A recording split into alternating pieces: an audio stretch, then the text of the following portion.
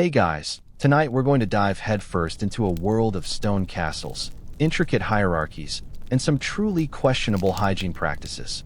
Imagine, for a moment, that you are whisked away, not by a comfy private jet, but by a creaky, oxen-drawn cart rumbling over unpaved roads.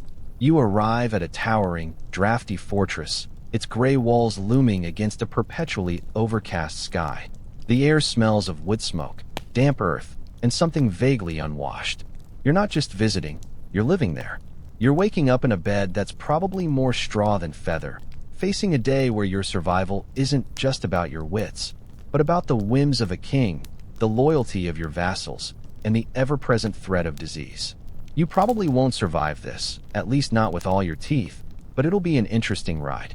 So, before you get comfortable, take a moment to like the video and subscribe, but only if you genuinely enjoy what I do here. And hey, let me know where you're listening from and what time it is for you right now. Now, dim the lights, maybe turn on a fan for that soft background hum, and let's ease into tonight's journey together. From the moment you draw your first breath, probably in a room warmed only by a roaring fire and perhaps a few bundled servants, your fate is sealed. You are born into a noble family, and this isn't just a convenient identity, it's your entire existence. There's no changing your mind and deciding to become a baker or a traveling merchant, even if the smell of fresh bread is far more appealing than the scent of damp wool and stale meat that seems to cling to everything. Your birth isn't merely a personal event, it's a political one, a perpetuation of a lineage, a strengthening of alliances. Perhaps you're the firstborn son, destined to inherit vast lands and the heavy mantle of responsibility that comes with them. Or maybe you're a younger child, earmarked for the church or a strategic marriage, a pawn in the intricate game of power that defines medieval nobility. Your infancy is surprisingly perilous. Infant mortality rates are terrifyingly high, a stark reminder that even with all your wealth and status, you're not immune to the raw, untamed nature of the world. Measles, smallpox, dysentery, these aren't just names in history books. They're very real, very present threats that lurk in every drafty corridor and unboiled sip of water. Your noble parents, for all their power, are largely helpless against these invisible enemies. They might pray fervently, commission special masses, or even hang protective amulets around your neck, but the outcome is often left to chance. It's a stark contrast to our modern understanding of childhood, where sterile environments and vaccines protect us from so much. Imagine growing up knowing that every sniffle could be the start of something fatal. Even if you survive infancy, your early childhood isn't exactly a carefree romp in the fields. Playtime, if you can call it that, is often intertwined with rudimentary training for your future role. Little wooden swords for the boys, miniature looms, or needlework for the girls. You're not just a child, you're a future lord or lady, and your education begins almost immediately, albeit informally. You're watched over by nurses and wet nurses, then later by governesses or tutors. Discipline is strict and expectations are high. Historians still argue whether medieval children were viewed as miniature adults or as a distinct developmental stage, but one thing is clear. Childhood as we understand it today, a period of extended innocence and play, simply doesn't exist for you. You're being molded, shaped, and prepared for a life of duty, and frankly, some serious stress.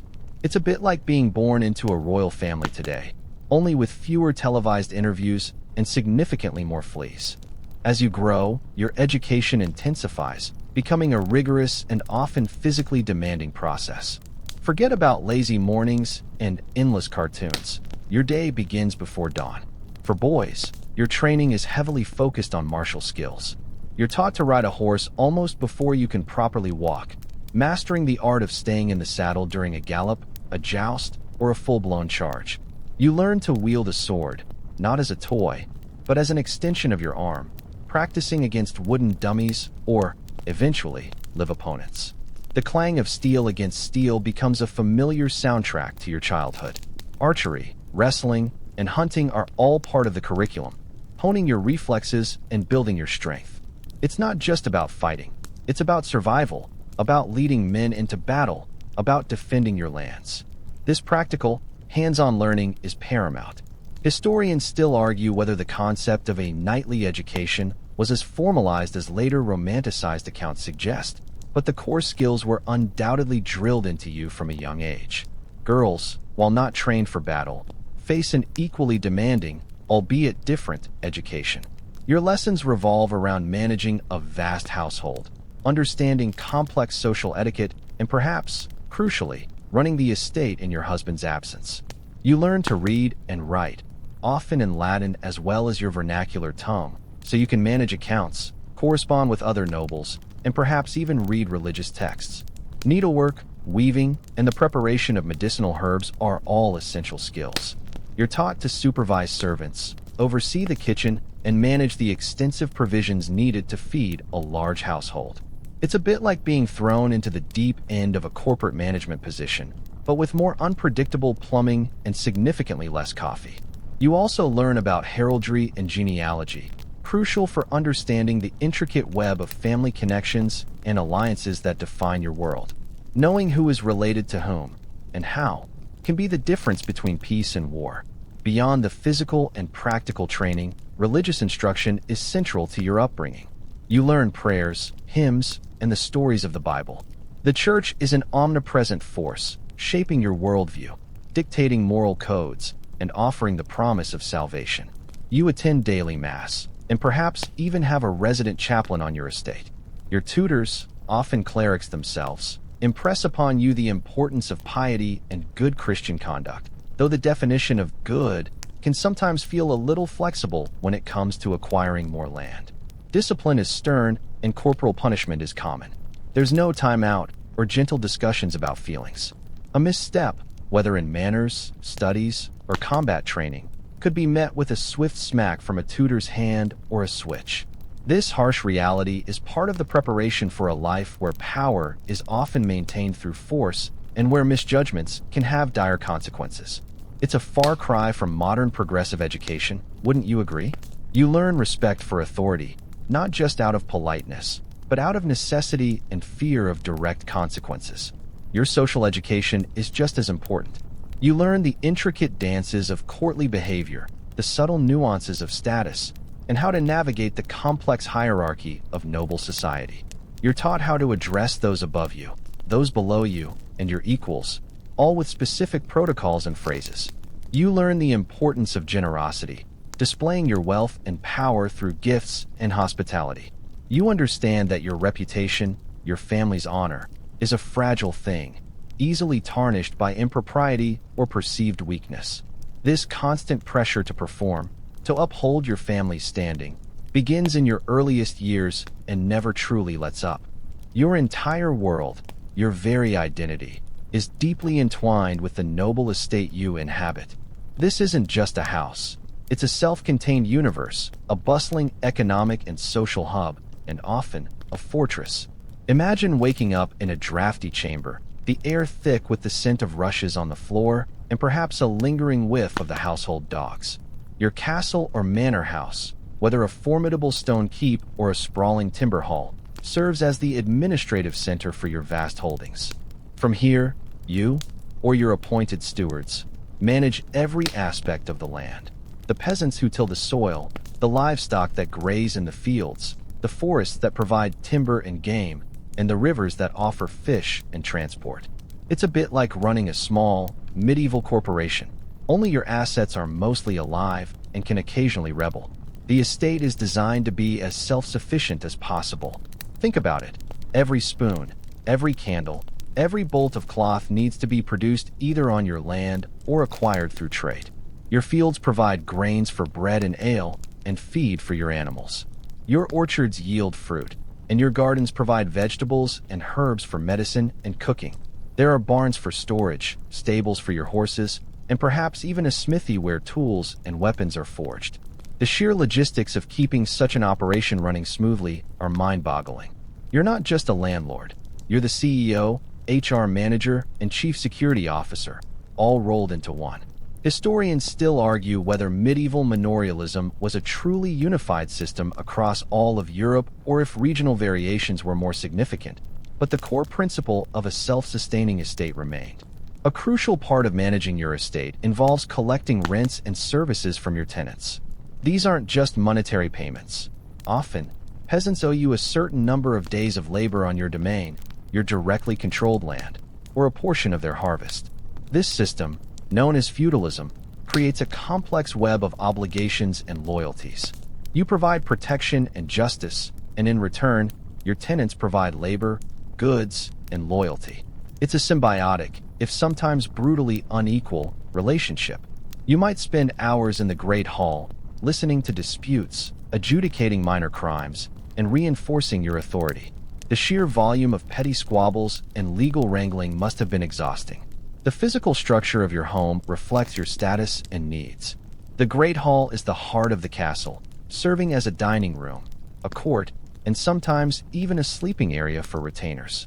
Above it might be your private chambers, offering a rare degree of privacy, though even these are likely attended by servants.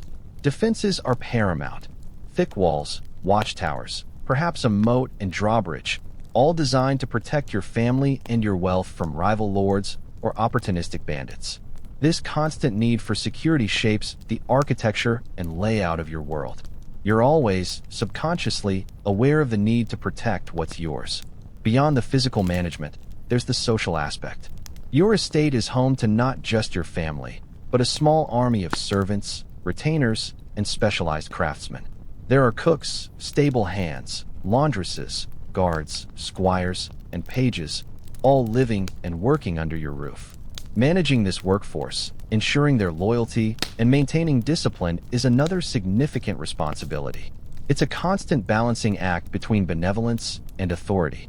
You are the ultimate arbiter of their lives, and their well-being, to a certain extent, rests on your shoulders. It's a curious blend of absolute power and profound responsibility, a social pyramid with you firmly at the apex. Your daily routine as a medieval noble is far from a leisurely existence. It's a structured schedule dictated by duty, daylight, and the rhythms of the agricultural year. You don't hit a snooze button, because those haven't been invented yet, and frankly, there's too much to do. Your day typically begins with the sun, or even before, often with attendance at Mass in your private chapel, reinforcing the central role of faith in your life. After prayers, you might gather in the Great Hall for a simple breakfast of bread, ale, and perhaps some dried meat or cheese. No artisanal toast with avocado here, just hearty sustenance to fuel your day. Following breakfast, your day unfolds into a series of managerial tasks and responsibilities. You might meet with your steward to review accounts, discuss crop yields, or address issues concerning your tenants. There could be petitions from peasants, disputes between villagers, or reports from your bailiffs about boundary infringements or poaching. You are the ultimate authority, and dispensing justice, however swift or brutal, is a significant part of your role.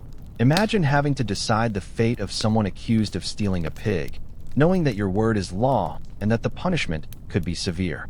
It's a heavy burden, even if you've been trained for it since childhood. For noblewomen, the day is equally packed, though focused on household management. You oversee the extensive staff, from the cooks in the kitchen to the laundresses and seamstresses. You might be involved in preparing medicines, supervising the education of your children, or managing the vast stores of food and supplies. Your ability to run an efficient household is crucial, as it directly impacts the well-being and reputation of your entire estate. It's not just about domestic chores. It's about strategic planning, resource allocation, and maintaining order among a diverse group of people.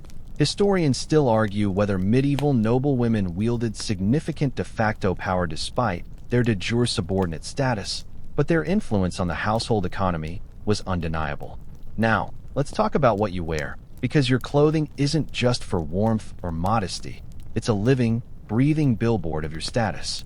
You won't find yourself in sweatpants and a t-shirt. Even for daily activities, you'd be dressed in layers of fine wool and linen, often brightly colored thanks to expensive dyes. For men, this might mean a long tunic or coat, perhaps with a surcoat over it, cinched at the waist with a belt from which a pouch and dagger might hang. For women, layered gowns of rich fabrics, perhaps embroidered with silk or even gold thread, are common.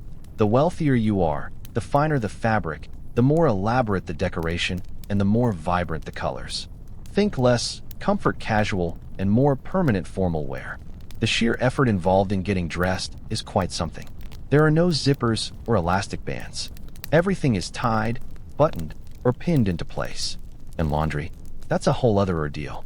Clothes are rarely washed, perhaps only a few times a year for outer garments, though linen undergarments are changed more frequently. This lack of regular washing, combined with drafty castles, explains why everyone probably smelled vaguely of body odor, smoke, and old bread. It's a quirky. When it comes to food, your medieval noble diet is a world away from the bland, often sparse meals of the common peasant.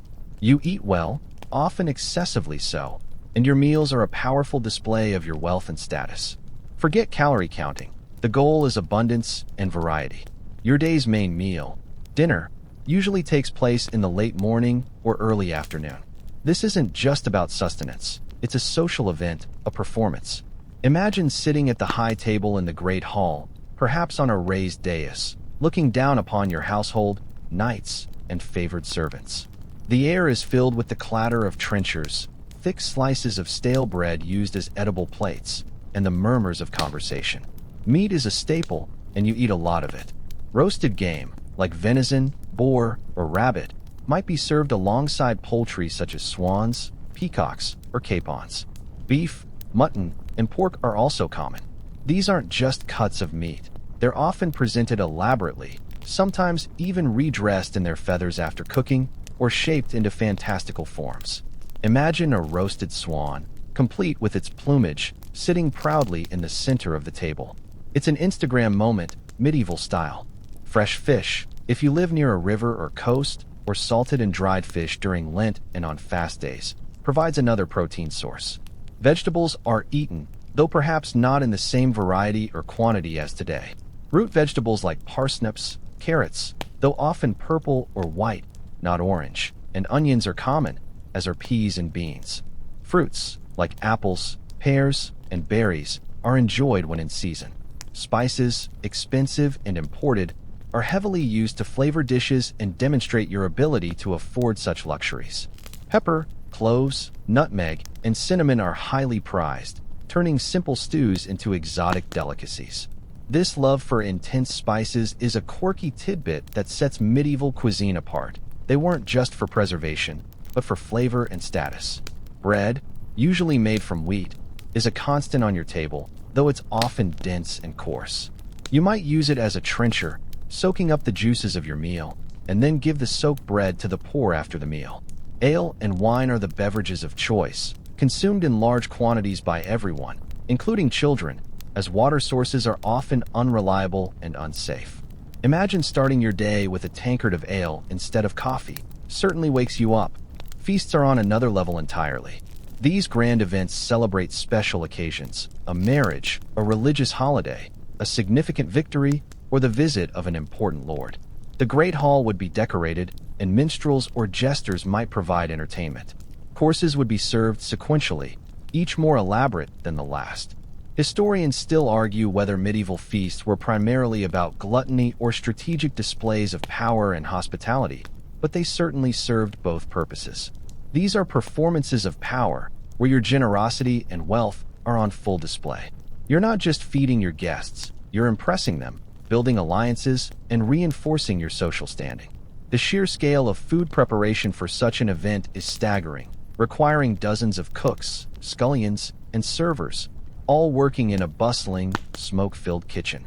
You might find yourself gnawing on a bone, spitting it on the floor, and reaching for another succulent piece of meat, all while listening to a bard sing tales of heroic deeds.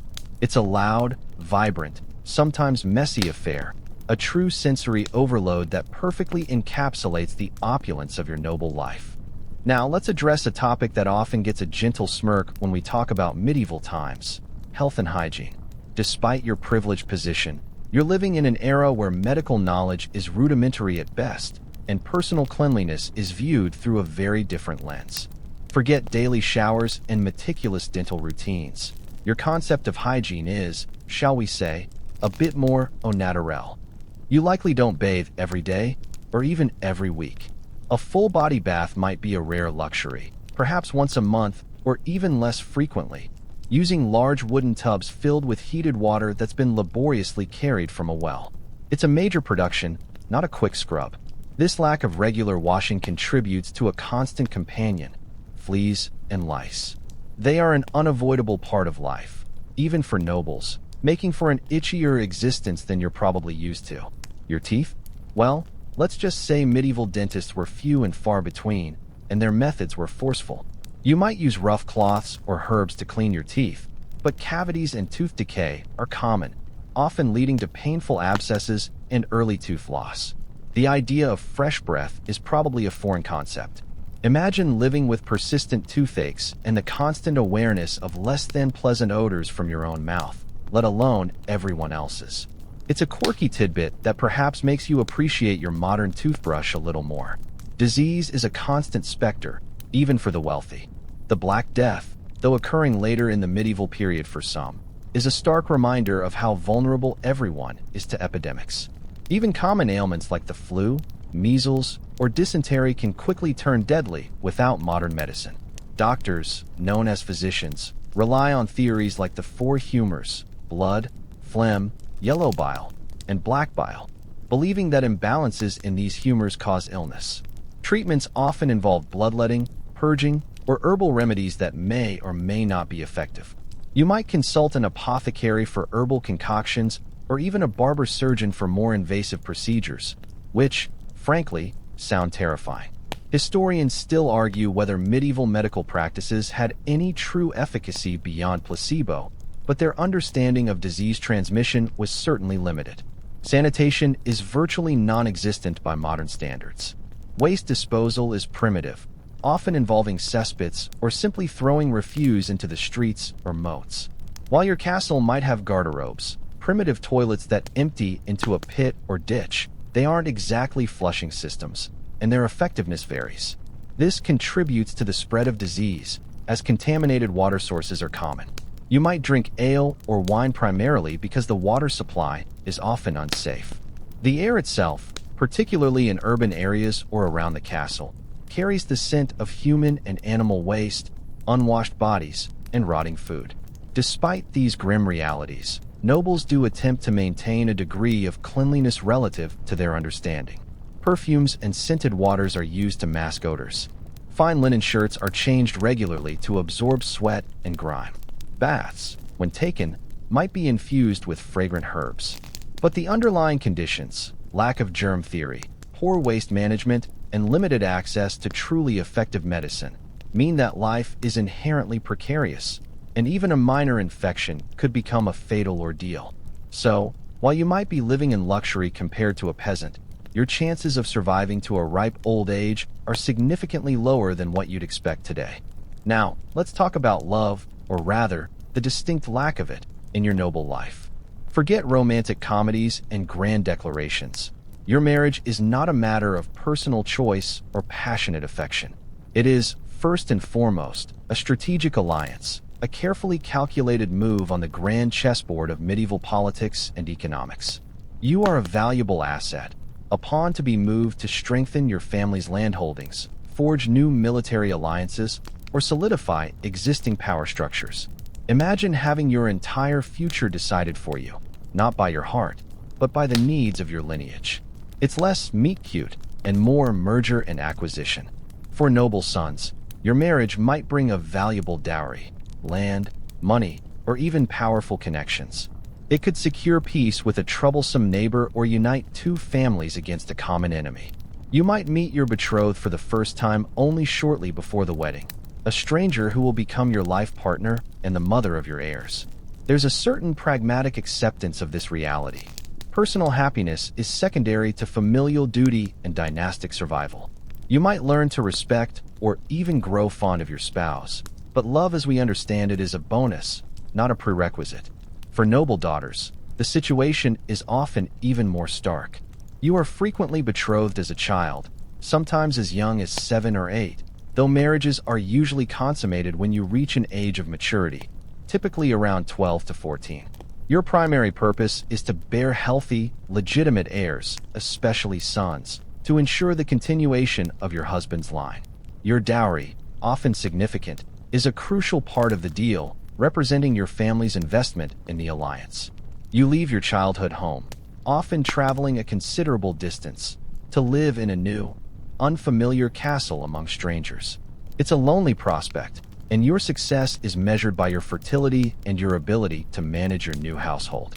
Historians still argue whether medieval noblewomen truly accepted their lot or if there was more subtle resistance to these arranged unions. But public displays of dissent were rare. The wedding itself is a grand affair, a public spectacle designed to confirm the alliance and display the wealth of both families. There are feasts, tournaments, and much revelry. But beneath the celebrations lies the serious business of transferring property, solidifying oaths, and ensuring the legitimacy of the union.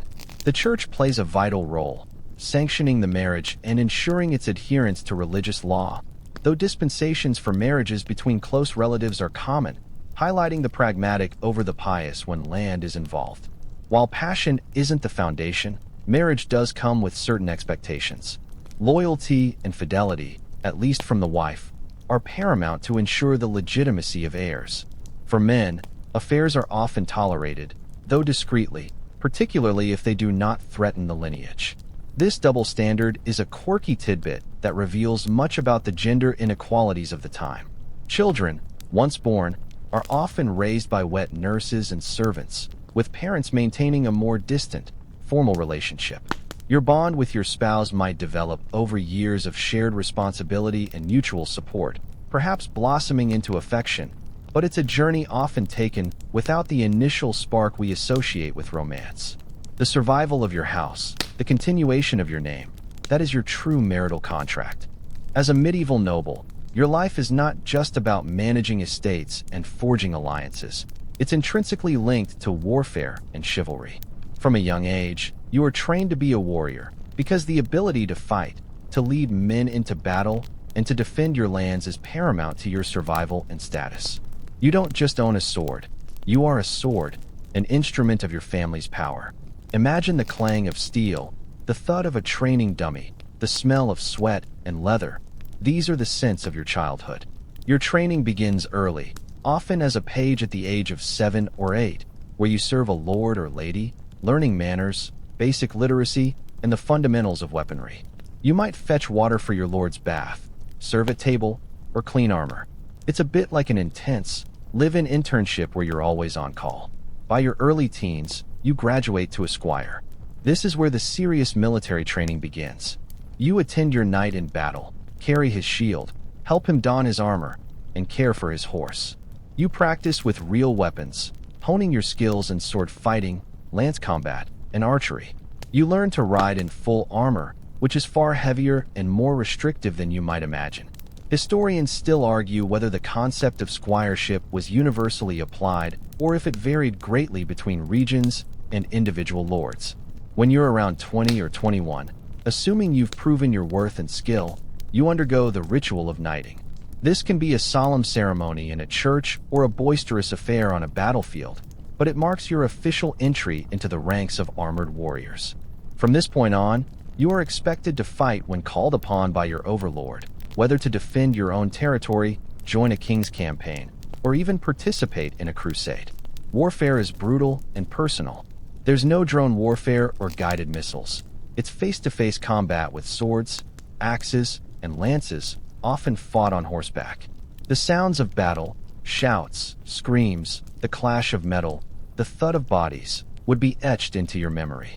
Beyond the battlefield, there are tournaments. These aren't just games. They are crucial training exercises, displays of skill, and social events. You might participate in justs, where two armored knights charge each other with lances, or melees, which are mock battles involving groups of knights. Winning a tournament brings immense prestige, prize money, and perhaps even a chance to capture the armor and horses of a defeated opponent.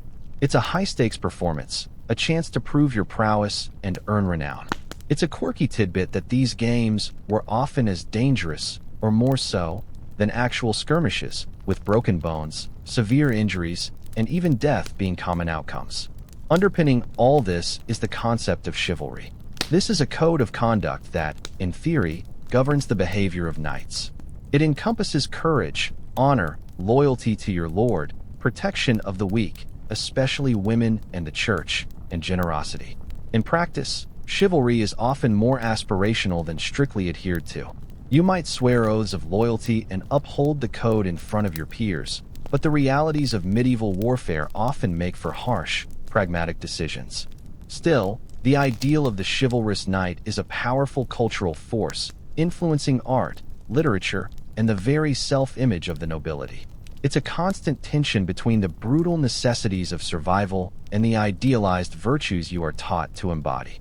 Your life as a medieval noble is deeply, inescapably entwined with politics and power.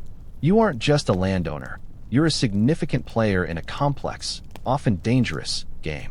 Your status grants you influence, but it also burdens you with responsibilities and draws you into intricate webs of loyalty, rivalry, and ambition. Imagine constantly navigating a world where alliances shift like the wind, and a wrong word or a perceived slight could lead to open conflict. It's less like modern diplomacy and more like a high-stakes chess match played with real armies. At the heart of this political landscape is the feudal system. You, as a noble, are likely a vassal to a greater lord, perhaps even the king himself. This means you swear an oath of fealty, pledging loyalty and military service in exchange for land, a fief, and protection. In turn, you might have your own vassals, lesser nobles or knights, who swear fealty to you. This creates a pyramid of power, with the king at the top. Theoretically, though in practice, powerful dukes and counts often wield immense independent authority. Historians still argue whether feudalism was a coherent, unified system or a collection of diverse, localized arrangements. But its impact on your political life is undeniable.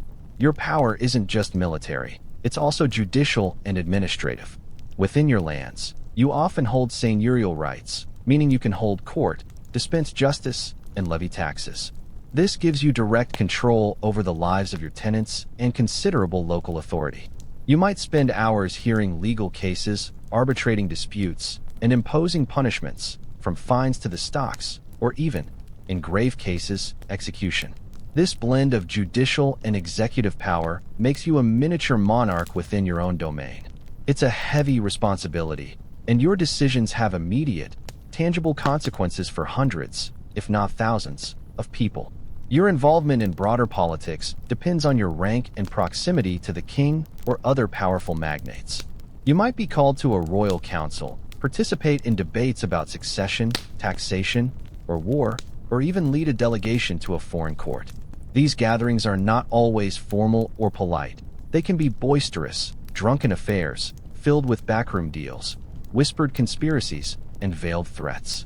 Knowing when to speak, when to stay silent, and whom to trust is a finely honed skill, honed through years of observation and painful mistakes.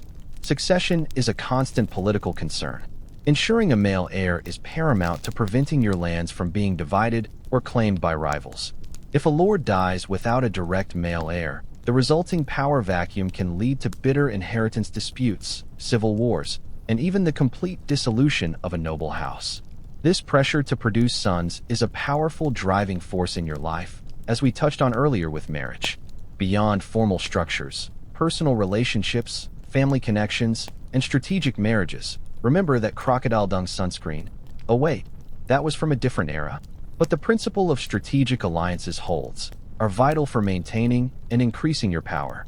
You engage in constant correspondence, sending messengers to other lords, exchanging gifts, and hosting lavish entertainments, all designed to cement alliances and gauge the political winds. It's a quirky tidbit that the seemingly trivial act of exchanging gifts could hold immense political weight, signifying loyalty, respect, or even subtle threats. Your life is a continuous performance, a delicate balancing act of projecting strength while simultaneously seeking advantageous alliances. No matter how powerful you are, as a medieval noble, you exist under the vast, overarching shadow of the church. Religion isn't just a part of your life. It is life, permeating every aspect of your existence, from the mundane to the magnificent. Imagine a world where the tolling of church bells dictates the rhythm of your day, where every major life event, birth, marriage, death, is sanctified by the clergy, and where the threat of eternal damnation is a very real, very palpable fear. It's less a personal belief system and more the fundamental operating system of society. From your earliest days, you are taught the tenets of Christianity. You attend Mass regularly, perhaps even daily, in your private chapel or the local parish church. You learn the prayers, the rituals, and the stories of saints and miracles. Your tutors are often clerics, reinforcing the church's doctrines. The church defines morality, sets ethical standards, and provides a framework for understanding the world, from the creation of the universe to the purpose of human existence. It dictates fast days, feast days, and holidays, shaping your calendar. The church's influence extends far beyond spiritual guidance. It is a massive landholder, often wealthier than many nobles, wielding immense economic and political power. Abbots and bishops are often powerful lords in their own right, commanding armies and sitting on royal councils.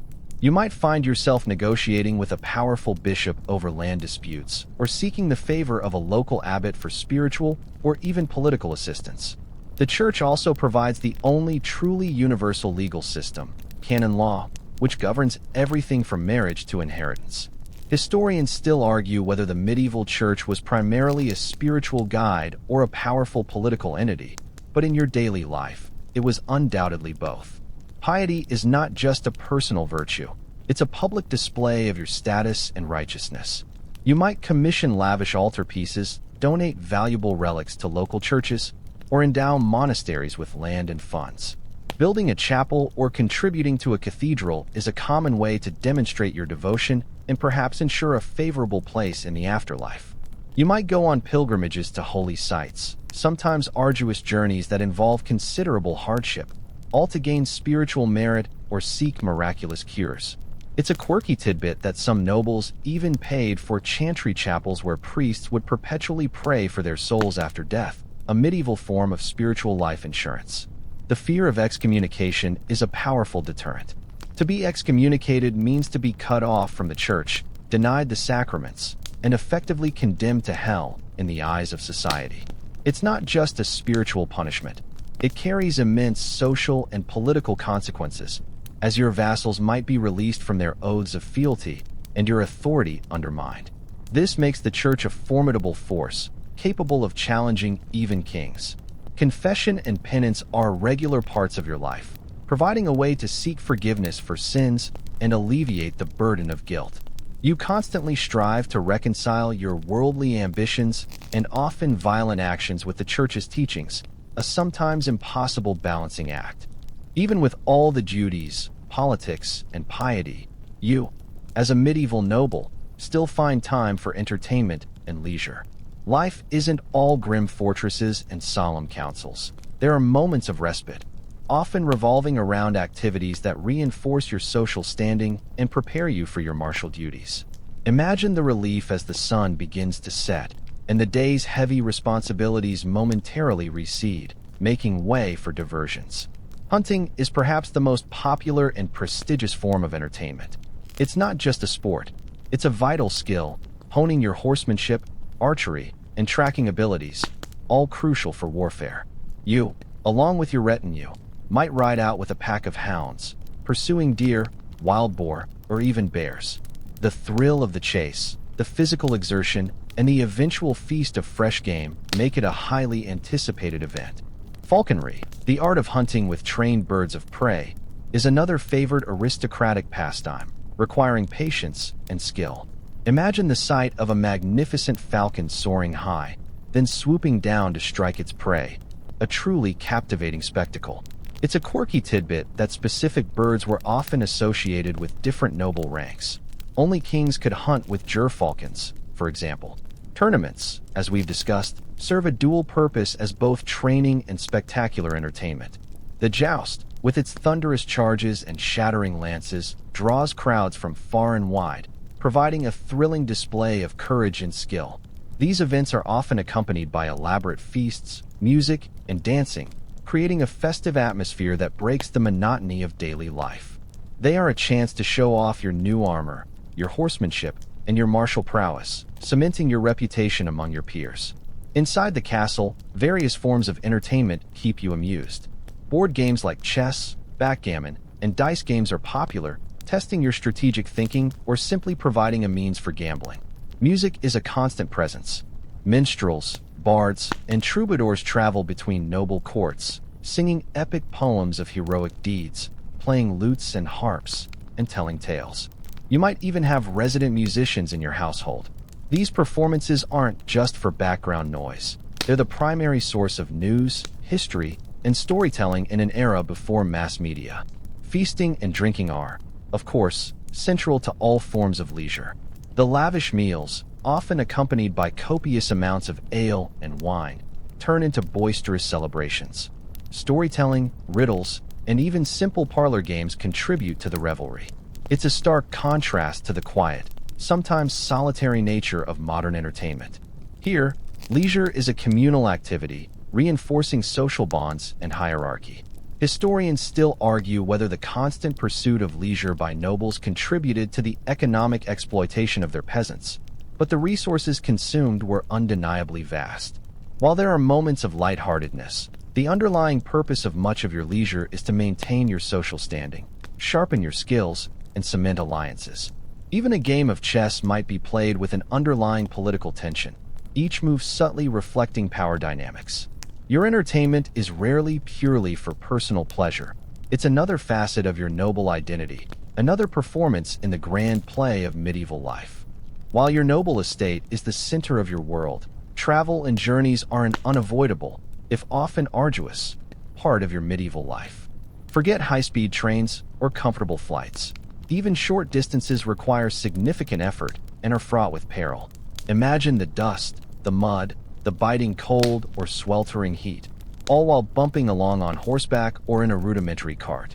It's a far cry from a scenic road trip. You travel for a multitude of reasons.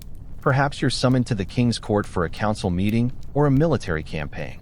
Maybe you're journeying to visit another noble family, perhaps to negotiate a marriage alliance, attend a feast, or resolve a border dispute. Pilgrimages to holy sites, like Canterbury or even Rome, are also common, undertaken for spiritual merit or in fulfillment of a vow. Sometimes, you simply travel between your various manors, overseeing your widespread properties.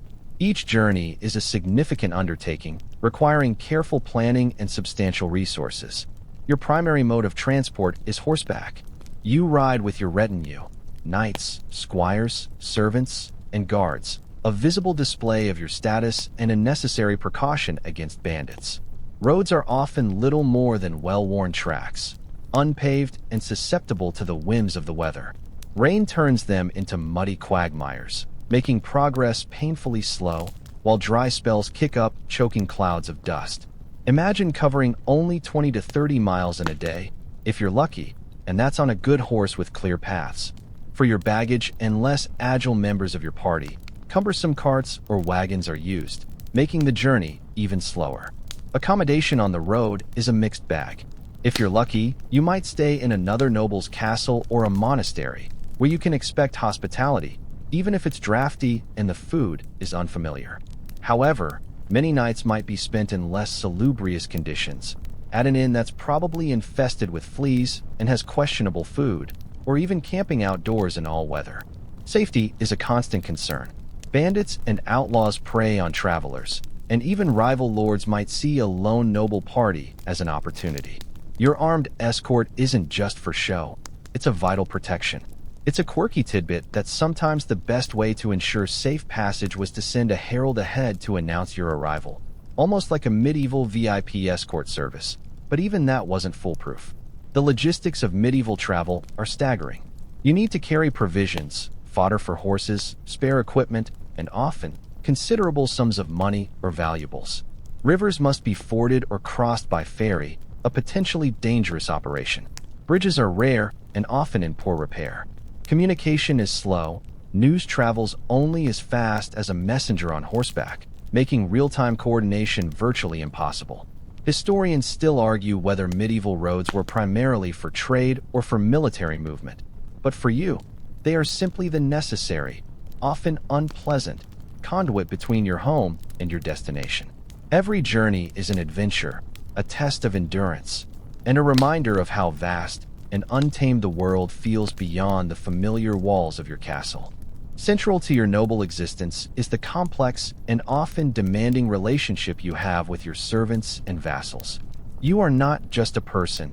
You are the apex of a localized social pyramid, and countless individuals depend on your authority, protection, and generosity.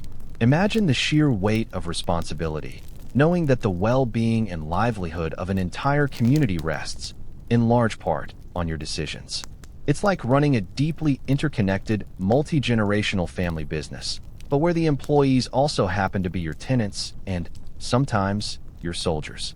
Your direct household staff includes a vast array of servants, squires and pages, as we discussed, but also cooks, scullions, laundresses, chambermaids, stable hands, gardeners, and a multitude of specialized craftsmen like smiths, carpenters, and weavers. These individuals live and work within your castle or manor, serving your immediate needs and contributing to the self-sufficiency of your estate.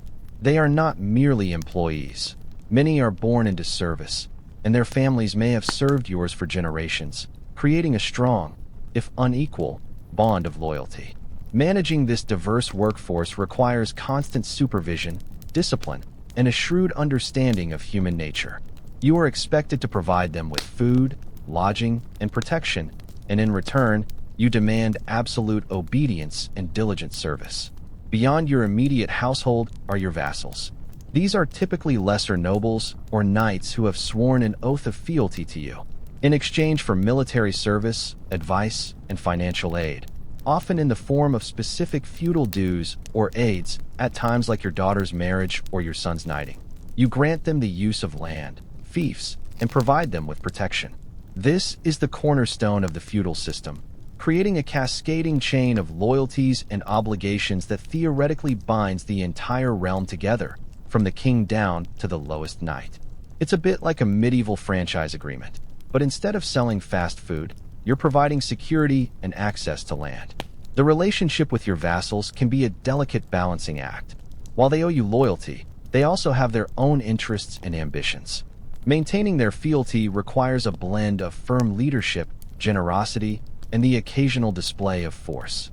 You might host them for feasts, offer them gifts, or intervene to resolve their disputes, all to ensure their continued support.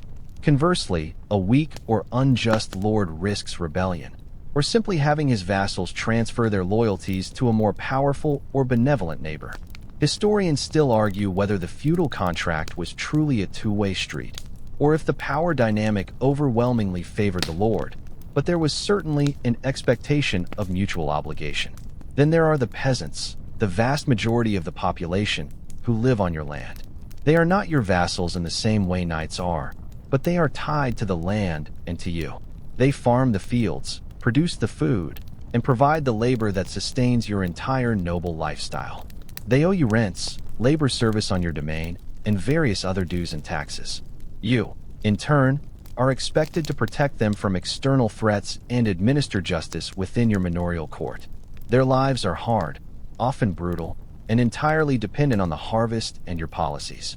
While you might feel a paternalistic responsibility towards them, your primary concern is often their productivity and your ability to extract wealth from their labor.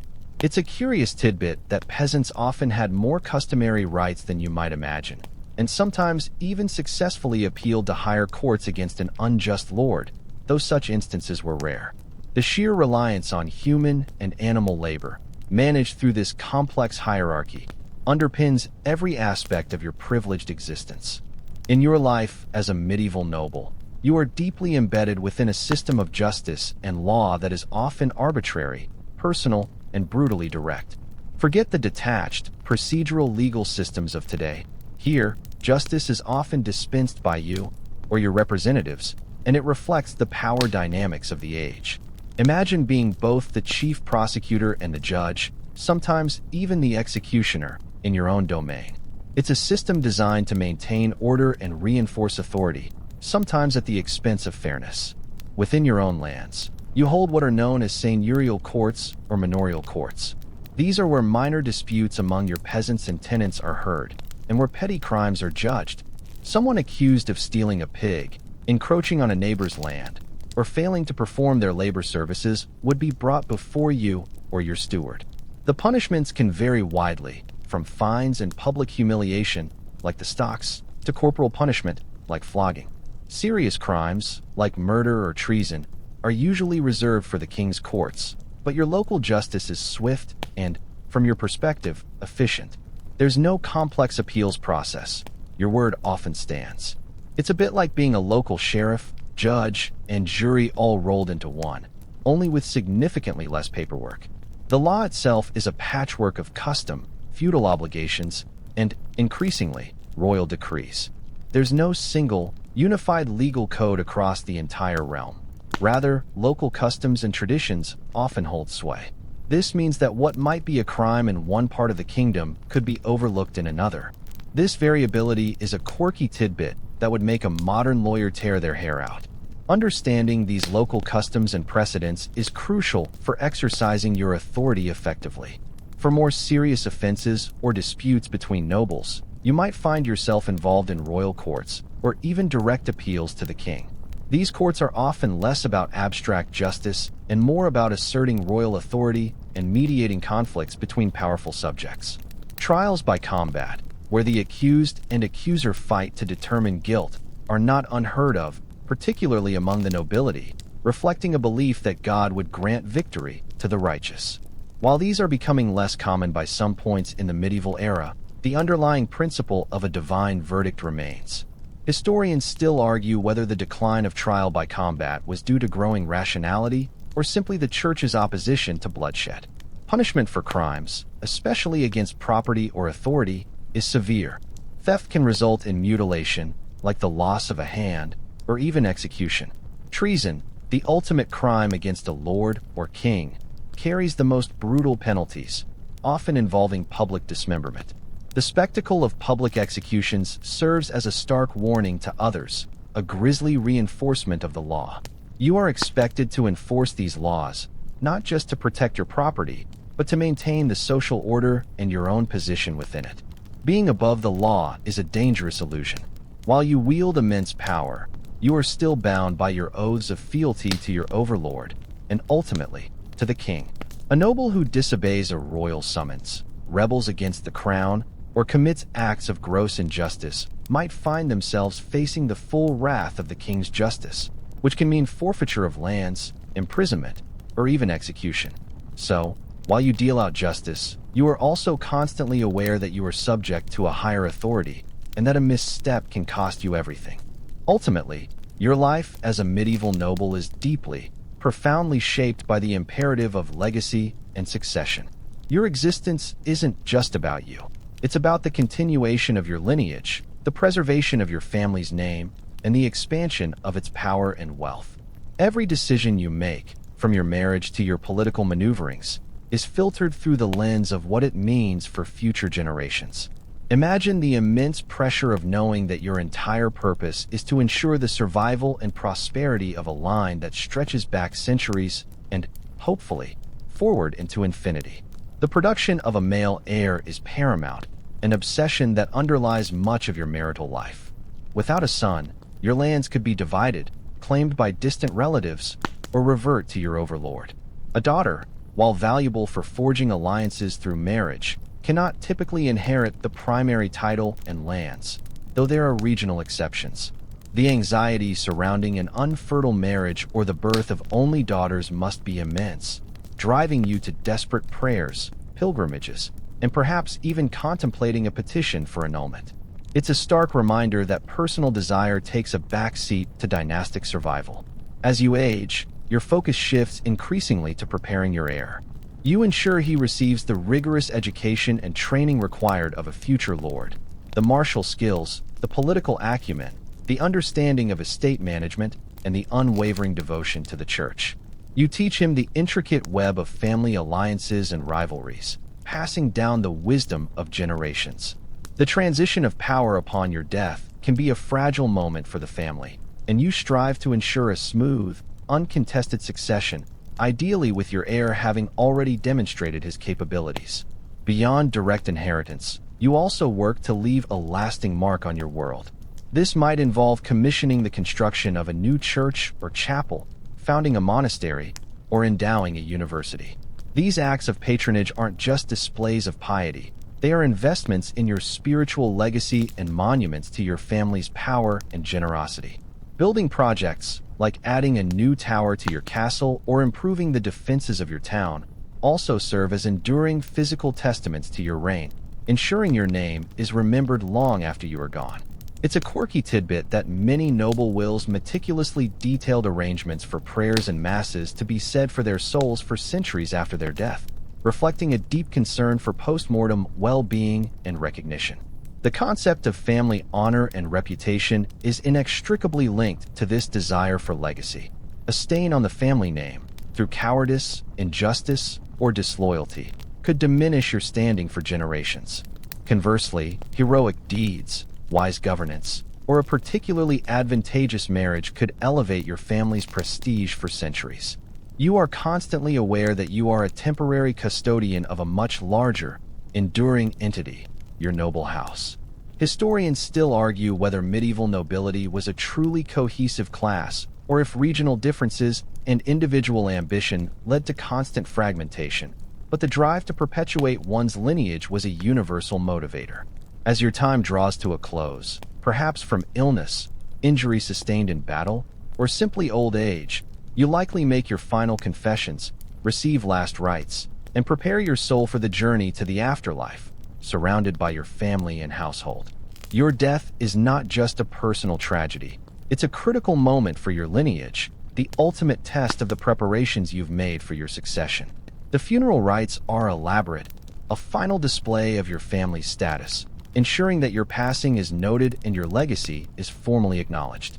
Your entire life has been a relentless pursuit of continuity, a dedication to ensuring that the name, the lands, and the power you inherited will endure for countless generations to come. Now, as the echoes of those distant castle halls begin to fade, and the flickering candlelight of the past dims, let your mind gently drift back to the quiet comfort of your own space. The clatter of armor, the murmur of the great hall, the rustle of straw underfoot, they all recede into the soft tapestry of history. You've walked the path of a medieval noble tonight, experienced a life of immense duty, rigid structure, and surprisingly little personal freedom.